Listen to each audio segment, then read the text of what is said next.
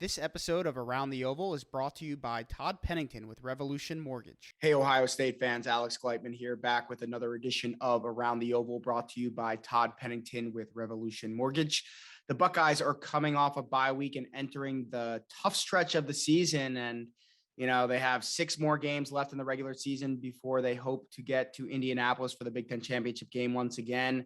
They need to go a perfect 6-0 the rest of the way so that they can finish the regular season 11-1 and advance to the Big Ten title game, because they still have Penn State on the schedule. They still have Michigan on the schedule. They still have Michigan State on the schedule. And while Penn State has a loss to Iowa, the other two are undefeated, and a Penn State head-to-head win against the Buckeyes and wins over Michigan State and Michigan. They all play each other.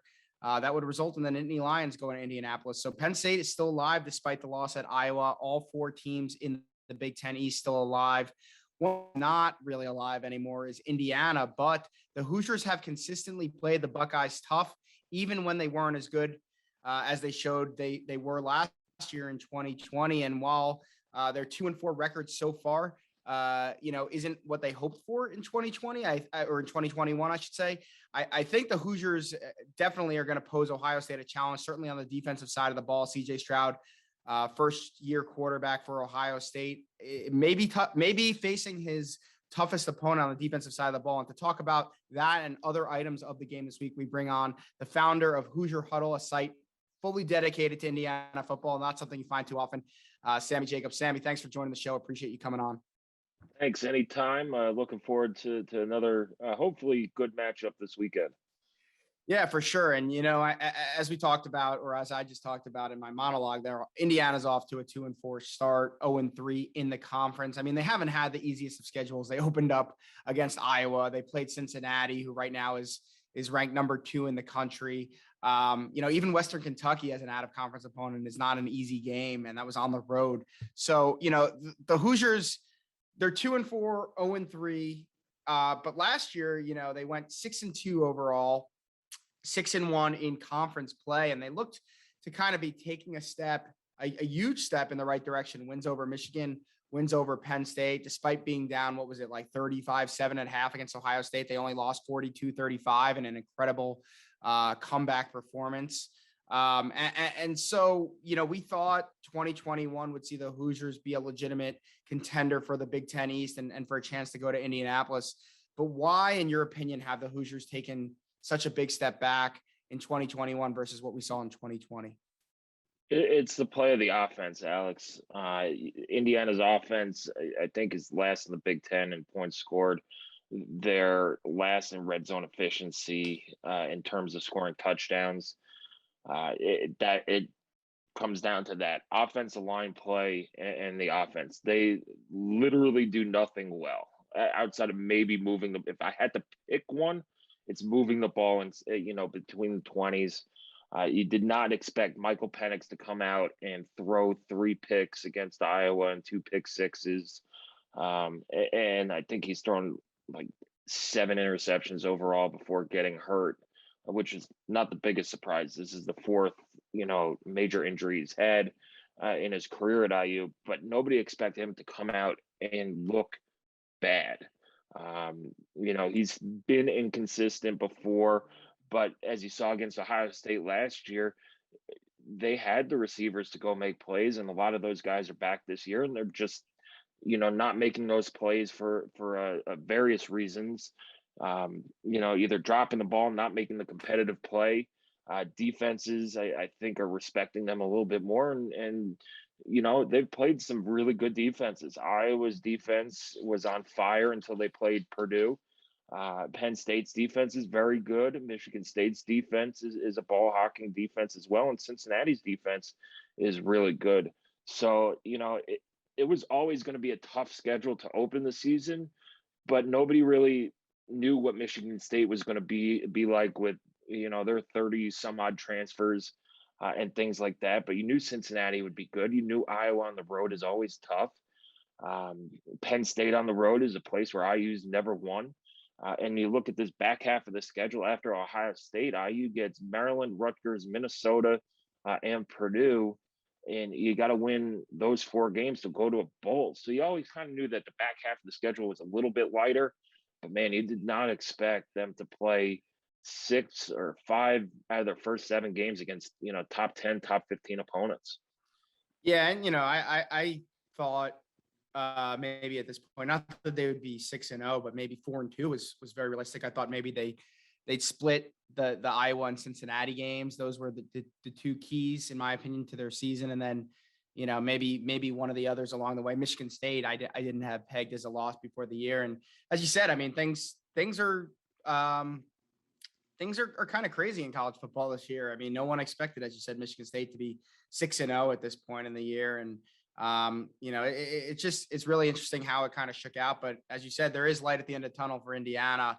Obviously, this week's a tough game, but regardless of what happens, it seems like their stretch the rest of the way is a bit easier, and making a bowl is still realistic. And talk about the game this week, and forget 2020. I mean, obviously Indiana was really good last year, and they came back against Ohio State, played them really tough, and almost took them out in the second half. But even back to when Kevin Wilson was the head coach, they have played Ohio State tough nearly every single year. In what traditionally used to be a blowout game has become a very competitive game year in and year out. And so regardless of how they have started, what's kind of the current vibe in Bloomington about this game? Is there any optimism about an upset, or how is the fan base and media base generally feeling about this one? Oh man, the fan base is ready for basketball season, but the fan base is always ready for basketball season. I think that realism has kind of set in Bloomington. You realize that before the season, everybody was, well, the expectation is now we have to beat Ohio State, which I thought personally was, it hasn't happened in whatever, 30 years, something like that. And it really wasn't the next logical step. IU hasn't won a bowl game since 1991. That's the next logical step. But it was a game kind of like the 2015 game, where you guys, you had a bit of a quarterback controversy, and things like that. And IU had a veteran team. It was at home, and you thought maybe that's the game that IU gets Ohio State, and that was a terrific game too, in 2015. So that was kind of the thinking going into the season. Man, now the fan base is just survive this game and hope for no major injuries.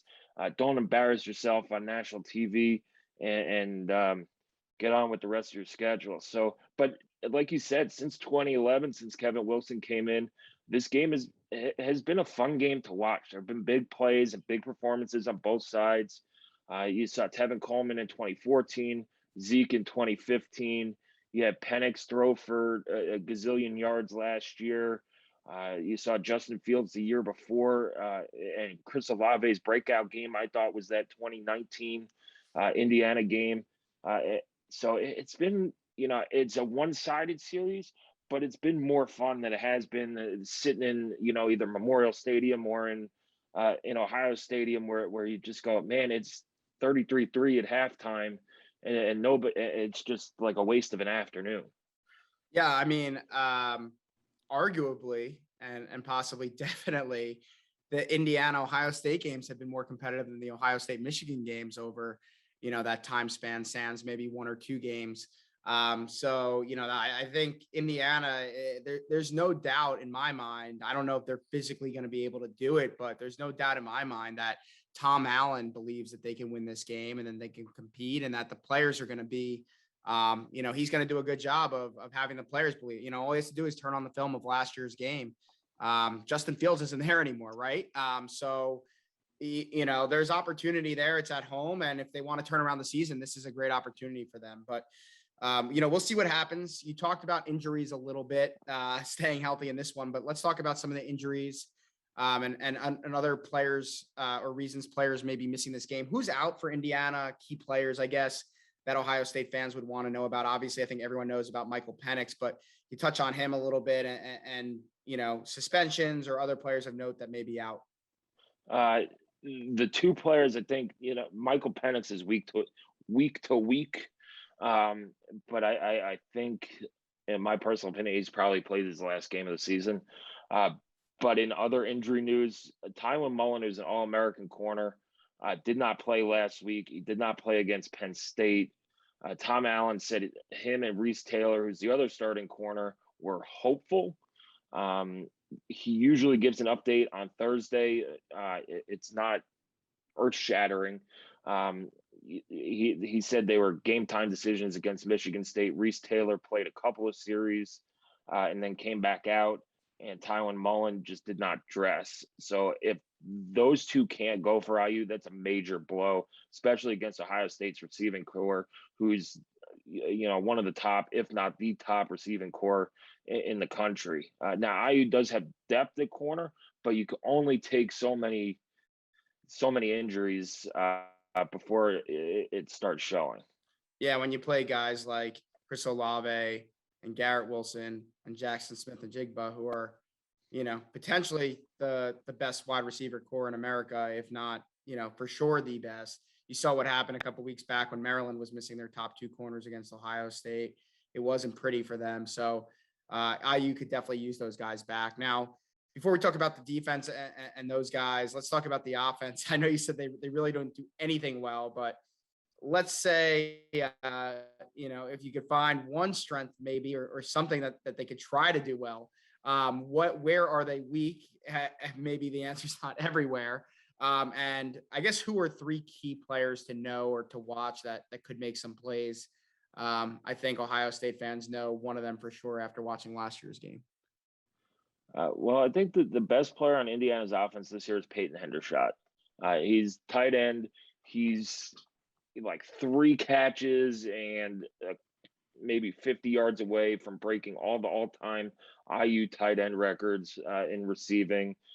He's had when they've gotten him the ball this year, he's been really good. The issue is they do not get him the ball enough, especially in the red zone and things like that. Ty Freifogel, who I think is the player you were alluding to, he has had a bad year. He was a preseason All-American. He is not playing like an All-American. I get that a lot of the plays are contested, but as Ohio State fans know, when you have an All-American receiver, they make plays. You look at Chris Olave, he makes plays, even when he's covered and things like that. And you kind of saw that with Freifogel after the Ohio State game. Maryland played him really tough. Wisconsin played him really tough, and then he was shut down against Ole Miss. So it's kind of like he can't get separation. He came back this year because he got a poor draft grade based on, I think, his speed and separation speed. He just can't get separation from the defense. Michigan State covered Miles Marshall, who I think also had a big game against Ohio State last year as well, with a couple big catches. They went one-on-one with him. He couldn't get open. And when they do get open, they're just not catching the ball. And it's both on them and it's on the quarterback to put the ball where they need to be. Throws are underthrown, overthrown, not thrown on target. Nothing is clicking for the Indiana offense in the passing game. But they do have playmakers. However, probably their biggest loss on offense is DJ Matthews, who was their most explosive player, and he tore his ACL against Western Kentucky in week 3 or 4. Yeah, and it's interesting.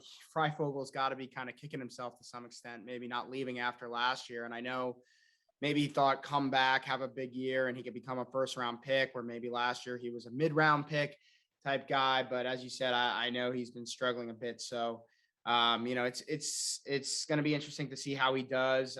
Maybe he has a little extra confidence after what he was able to do to Sean Wade last year, who's now playing in the NFL. It will be interesting to see how those Ohio State cornerbacks, true freshman Denzel Burke, who's a starter, Cam Brown, Seven Banks. Cam Brown's been banged up. Seven Banks has kind of been just not performing up to expectations, and how they perform against those two guys. But I think Hendershot, I think you bring up a great point. Ohio State's linebackers have been a weak point of their defense, and especially in coverage. And so, they could put a safety on him, a Ronnie Hickman type, maybe Craig Young, who's kind of been playing the new Sam linebacker position for Ohio State, gets on Hendershot. But if I'm Indiana, I'm looking at him all day. I think that's the guy that they need to go to if they want to move the chains consistently. Let's go over to the defensive side of the ball. talk about this unit. What do they do well? Where are they maybe weak outside of potentially having 2 starting corners out? And who are 3 key players to know on that unit? Uh, the Indiana defense has kept them in every single game this year. Indiana's opponents have scored 42 points off of turnovers. So that's 6 touchdowns worth of points that the offense basically has handed opponents.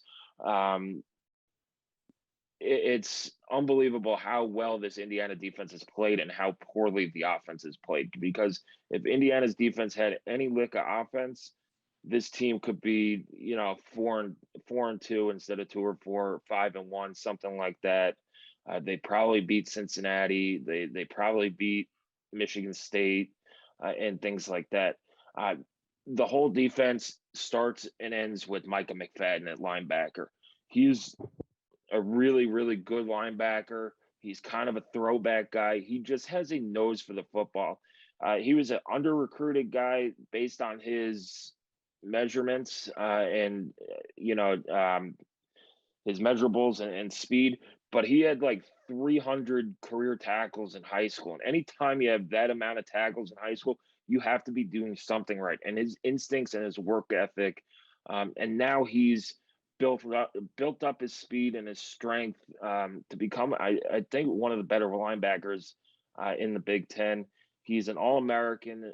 When he got tossed from the Cincinnati game on targeting, it totally changed the tenor. IU was up 14-0. Had that play not been called from upstairs, Cincinnati punts. IU gets the ball back, and it's at least 17-0 at halftime. And who knows what happens? But he's all over the field. He makes everybody around him better. And Cam Jones is another guy at linebacker too. Super athletic, has been an impact player his whole career at IU, but now he's in that full-time starting role. He made an unbelievable play in pass coverage last week at the end of the half that saved a touchdown, where he went down the sideline, maybe 20 yards, timed perfectly a jump and tipped the ball away, I think from Jalen Naylor, who's a very good wide receiver for Michigan State. Outside of that, Ryder Anderson on the defensive line, he was a transfer from Ole Miss. He's been having a really good year. Indiana's defense looks a little different this year. They're not bringing as much pressure from the defensive backs as they were last year. They're getting that pressure from McFadden and the defensive line.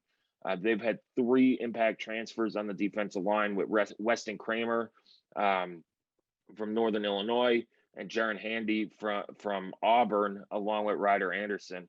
So it's the front 7 that was the defensive line was supposed to be the weakness of this team, has turned into a strength. The secondary, if Reese Taylor and Tywin Mullen play, is the best unit on the field. Jalen Williams would be your 3rd corner. He was all Big Ten last year. You have Monster Matthews at safety. Marcelino Ball, who's in his 6th year, has been playing there as well. Brian Fitzgerald at that Husky position along with him. The weakness is it's got to be if Mullen and Reese are out. There are places to attack in this defense, but I wouldn't call like there's an obvious weakness. It's a pretty strong defense, but there are spots where Ohio State can attack and mismatch in terms of just talent level and speed wise that maybe Indiana can't keep up. Yeah, I was really impressed watching McFadden last week. It was, my first time like watching him in like with great detail. And I thought, that whole linebacker core, I thought they were just flying to the ball last week and getting all over Kenneth Walker, which obviously is what you want to do against Michigan State. So I think that that's something to watch. How do they match up against Travion Henderson? Maybe how do they handle Jeremy Ruckert in the passing game, or some of those crossing routes from Ohio State's receivers in the passing game? That's going to be a big matchup. I think that Ohio State's going to be looking at for sure. And so when you talk about Indiana, let me ask you first, what are the keys to the game if Indiana wants to pull off this upset? They got to take care of the ball on offense and stop turning it over, especially against a team like Ohio State's offense. You cannot give them extra at bats, so to speak. Taking care of the ball, controlling the game offensively. that way. You have to cash in the red zone when you have chances, and not just with field goals. Although they have a great field goal kicker in Charles Campbell, although he missed one last week for 55, but he's a tremendous kicker. You got to score when you're inside the 20. You got to score touchdowns, and Indiana hasn't done that so far this year. The third thing that they have to do, they gotta. It's turnovers. You got to take care of the ball, and you got to protect Jack Tuttle and get a run game going. There, anytime you want to score an upset against a team, you have to be able to control the clock and put points up on the board. I was just rewatching the Buckeyes game against Minnesota, and they kind of did that, tried to do that early in the first half, control the clock, run the ball, put points on the board, and shorten the game. Indiana hasn't been able to run real well this year, and they keep throwing the ball to the other team, and that's not a good combination to score an upset. That's how you get beat, almost get beat by, well, they didn't turn the ball over against Western Kentucky, but that's how you get beat, especially against Power 5 teams, and that's how you get blown out against a team like Ohio State. Yeah, and for Ohio State, I mean, what are the things that they need to make sure that they do to avoid the upset? Outside of taking the ball away from Indiana. What do they need to do to win or to avoid the upset?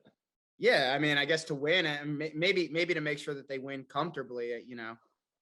I think they got to put this game to bed early and not mess around with it. And I think Ohio State got that message last year. You thought 35-7. Indiana had fumbled right in the going into the end zone, and Ohio State took it back. I think on that last drive for a touchdown. So they know that Indiana's not going to sneak up on them this year. But we say this every year, that Indiana's not going to sneak up on Ohio State, and all of a sudden, it's 42-35. But they have to. It's a sold out crowd. I don't know the percentages, but the IU crowds have been really good this year. It's their second sellout. They had 50,000 against Michigan State, and I would say 80% of it was IU fans. So it might be like a 60-40 IU crowd. I just don't know how the Buckeye fans are traveling this year. And in years like the last few years, I don't think Ohio State fans have been that interested in going to Bloomington anymore. It's just now that they're in the East, it's no longer that, it's that easy trip. It's been there, done that. We've seen them. So I think taking the crowd out early, it's a late game. If you could get the students out of it and send them over to Kirkwood for those late night specials, you could put this game to bed early. And IU's sitting at 2-4. You could break their will if Ohio State goes up big. Yeah, as you said, we said that last year too, and whatever it was, 35-7, 28-7 at halftime, whatever, something like that, and all of a sudden you snap your fingers, and the Buckeyes are fighting for dear life to hold on to that one. So you would hope that Ryan Day kind of puts that on the screen and says, if somehow we get up in this one, let's remember what happened last year. It's going to be an interesting game. I think it's, the spread is, let's call it around 20 points, depending on the book you look at, give or take a half or full point one way or the other. I think that's probably fair, but maybe even a little bit lower than I thought it would be. I thought it might be like in the 24 and a half point range, just given Indiana's record, how Ohio State's been playing coming off a bye, perception of the two programs where they are this year. And obviously likely no Michael Penix, let's say that. So I guess in your mind, how does this game play out, and what's your prediction for the final score? I think this game plays out. I think Indiana's defense keeps them in it for a while. They've done it all season long. There's no doubt in my mind that they could keep it close, at least for the first half, before Ohio State pulls away. It's going to depend how long Indiana's in the game is going to depend on how well the offense can control the ball and keep the defense off the field. You saw it against Penn State. Now, I think Ohio State has a much better offense than Penn State. But Penn State just wore down the defense. They controlled the ball. They were on the field for a ton of amount of time and things like that. I'm going to take Ohio State 42, Indiana 10 or 13, something around there. That's what I said on our podcast. I never have a good feeling against Ohio State. I look, I'm an Indiana fan, and my best friend's an Ohio State fan, and there's nothing more in the world I want to than rub it in his face that one time we're gonna beat him. Uh, but it's I don't think it's this year, and I'm not gonna believe it until it actually happens. So I think Ohio State's just too talented. They're coming off a bye week. They're reinvigorated with what's happened around them in the Big Ten and getting back in the college football playoff race. As well as you said, it's been a crazy year in college football. So I think they're look. We've seen Ohio State stumble on the road against teams they should beat a couple of times after a non-conference loss. But I think they've learned those lessons, and I don't think it's this week. Yeah, well, it'll be interesting to see how it plays out. We'll have our score predictions on Buckeye Scoop on Friday. For those listening, Sammy, before we let you go, it is going to be interesting to see how fans travel this year. I actually think this year is a reason why more fans might go to the game, because they're not having to hop on a plane and get in airports and stay in hotels potentially and do all those things. Well, maybe stay in hotels with the game time. And it is a quick, easy drive over to Bloomington from Columbus or wherever they are in Ohio or the Midwest. But I know on our board, we have a bunch of fans headed to the game. So I guess for those visiting, what are kind of that maybe that haven't been there or that have been there and just haven't had the chance to spend more time, especially with it being a night game? What are some of the must-sees and must-dos in Bloomington this weekend for visiting fans? Well, I want to correct you. It might be a short drive distance wise, but with the construction on 70 and on 37, it is not an easy drive anymore. So Buckeye fans, if you are going to the game, use the Waze app for detours and things like that. They're totally redoing the 37 highway. So that's just your heads up. You could come to HoosierHuddle.com. We'll put out the release that IU puts out for detours and things like that. So that's just a heads up. Give yourself plenty of time to get down to Bloomington. But once you're there's a lot to do. Walk around campus. It's a gorgeous campus. There's a couple museums on there. You can walk inside Cook Hall and see all the IU basketball stuff as well. That's right by the stadium in the parking lot. I'm not sure if they're letting people in Assembly Hall in the court area, but sometimes they do. You might get to sneak a peek and get on the floor there. Restaurants and bar wise, if you're making reservations, check Little Zagreb's, Janko's Little Zagreb's. Although if you're making your reservation, if you're hearing it now, you're probably too late. It's a great steak place. It's kind of a hole in the wall, red checkered, but red checkered tablecloths and stuff like that. Check out Nick's place, Sink the Biz. That's an IU stalwart as well. Kirkwood Avenue has all the bars and things like that as well. And then across the street from the stadium is Eric Gordon's Greek's Pizza. If you need a decent Midwest pizza, before or after the game, and things like that. And then as always, tailgate by the stadium and things like that. So there's plenty to do in Bloomington, and if you get down there early, the leaves are starting to turn too. There's some good hiking and things like that around Brown County, if that's your type of thing as well. Awesome. That was a great breakdown. And as Sammy said, I think the traffic thing is probably the biggest. There's been construction on that route in the past, and it's taken me far longer than it should. So if there's more serious construction now, leave yourself plenty of time, especially if you're leaving day of game, and be sure to check out HoosierHuddle.com and see what those detours are. But Sammy, appreciate you joining. You can give him a follow on Twitter at Hoosier_Huddle. They do a great job over at his site covering IU football. Always a great read. Appreciate it again, you coming on, and looking forward to texting with you after the game this week. Yeah, thanks. And anytime, guys, get to the game safely. If you're going to the game, enjoy it. I can't believe the college football season's almost halfway over. It's amazing how fast it goes. This episode of Around the Oval was brought to you by Todd Pennington with Revolution Mortgage. If you've been thinking about refinancing or buying a house, check out our sponsor, Todd Pennington with Revolution Mortgage. They offer low rates for refinancing and home purchase loans, including first-time home buyer programs, down payment assistance, and cash-out home equity loans. Check out revolutionmortgage.com/tpennington.